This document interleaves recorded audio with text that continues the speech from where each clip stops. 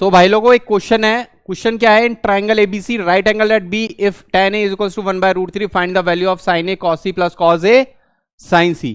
सबसे पहले triangle ABC बनाना पड़ेगा। This is a triangle A B और C right angled at B, ठीक है।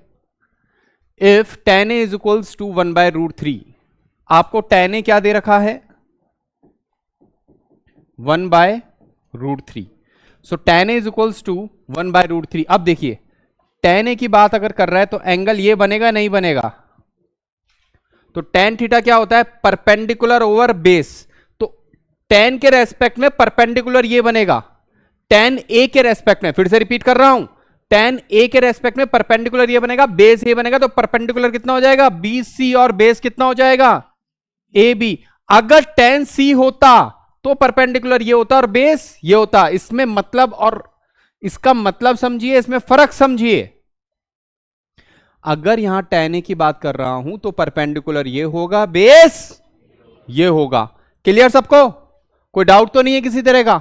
राइट पक्का? फिर से रिपीट कर रहा हूं, tan a होगा this perpendicular over this base. अब P और P मैं यहां लिख नहीं रहा हूं, लिखने से फिर वो अगर इस एंगल की बात करेगा तो फिर वो परपेंडिकुलर ये हो जाता है ना भाई, तो बड़ा कंफ्यूजन हो जाता है। तो अब अपन मैच्योर हो गए, लास्ट लेक्चर अगर ढंग से देखा है, ढंग से समझा है तो इजीली आप समझ सकते हैं।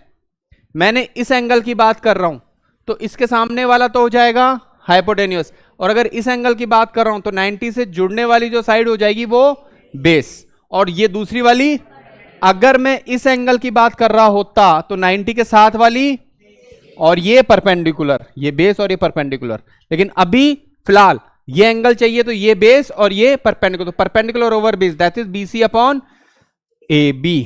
तो BC की वैल्यू कितनी हो गई 1 और AB की वैल्यू कितनी हो गई √3, तो AC आ जाएगा। AC कैसे आएगा √3 का whole square plus 1 square that is 4 that is 2। तो AC कितना आ गया 2 आ गया। सबसे पहले अपने को ये फाइंड करना था। चलिए अब अपन क्वेश्चन की तरफ चलते हैं। सो सबसे पहले सॉल्यूशन फर्स्ट वाला sin a cos c, तो sin a निकालना है, sin a की वैल्यू, ठीक है ना, यहां पे लिख लीजिए पंडित बद्री प्रसाद हर हर बोले। साइन क्या होता है परपेंडिकुलर ओवर हाइपोटेन्यूस, लेकिन साइन में कौन सा चाहिए वो भी ध्यान रखना है। साइन ए मतलब इस वाले एंगल की बात कर रहे हैं।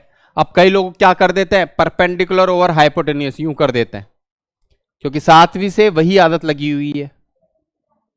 अरे ए की बात कर रहा है तो परपेंडिकुलर ये होगा ना और हाइपोटेन्यूस ये होगा, यही तो होता है sine, sine of any angle theta. तो साइन ऑफ ए क्या होगा परपेंडिकुलर ओवर हाइपोटेन्यूस 1/2। फिर उसके बाद क्या निकालना है कॉस ऑफ सी। कॉस सी क्या होता है बेस अपॉन हाइपोटेन्यूस, तो कॉस सी अगर बात कर रहा है तो इसकी बात कर रहा है, तो base upon hypotenuse that is again next cos A. अब देखिए कॉस ए की वैल्यू क्या होगी अगेन बेस अपॉन हाइपोटेन्यूस, तो बेस ये हो जाएगा, अब हाइपोटेन्यूस ये हो जाएगा दैट इज √3/2। अब फिर से साइन सी की वैल्यू कितनी हो जाएगी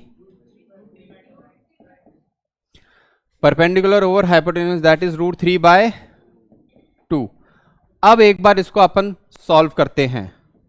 sign A cos C plus cos A sine C that is half into half plus √3/2 into √3/2। 1/4 plus 3/4 is equals to 4/4 is equals to 1। So answer will be 1। So इस तरह से इस क्वेश्चन को solve करेंगे। जो लास्ट लेक्चर था आपका, first lecture था, उसी से ही इसको आइडियल मान के सॉल्व करना है, ठीक है ना। That was an basic chapter, ठीक है ना, वो आपका बेसिक लेक्चर था, वो बेसिक टॉपिक था, उसी को यूज करके आप इसको सॉल्व कर सकते हैं इजीली, राइट। अब आगे बात करते हैं, that is your second one. Cos A cos C, cos A cos C, देखिए cos A cos C that is √3/4 लिख दूं सीधे, √3/4 दोनों हो जाएगा ना, cos A cos C minus sine A sine C, sine A sine C that is √3/4 that comes out to be 0. That's the answer. That comes out to be 0. That's an answer. Right? ठीक है, सभी को question समझ में आया? किसी को कोई दिक्कत है तो प्लीज बोलिए. ठीक है, इसके बाद वाला जो अभी अपना लेक्चर होगा वो बहुत ज्यादा इंपॉर्टेंट है. ठीक है ना, उसको अच्छे से देखना है.